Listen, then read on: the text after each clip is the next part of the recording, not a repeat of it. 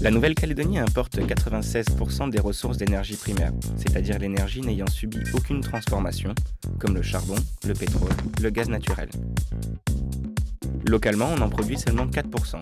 C'est l'électricité des énergies renouvelables. Cette dépendance énergétique fragilise l'économie de la Nouvelle-Calédonie.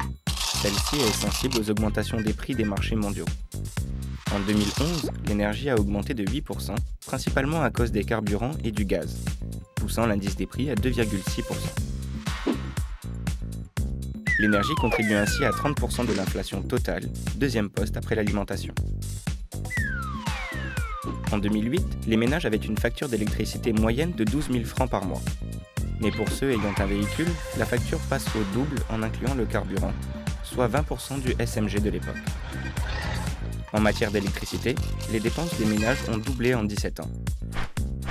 Or, seulement un tiers de la consommation d'électricité va aux ménages et autres secteurs économiques, alors que les 2 tiers restants sont destinés au secteur de la mine et de la métallurgie.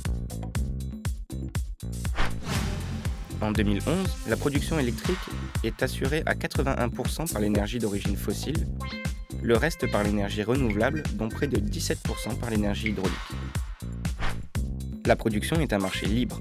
Il existe 3 acteurs principaux, Enercal, l'ASLN, EEC. Les autres, de plus petites sociétés, sont orientés vers le renouvelable. Le transport est assuré par un seul concessionnaire, Enercal, tandis que la distribution est partagée entre EEC pour 61 000 abonnés et Enercal pour 32 000 abonnés. Le gouvernement fixe par arrêté le prix de vente de l'électricité. Celui-ci n'a pas bougé depuis 2008.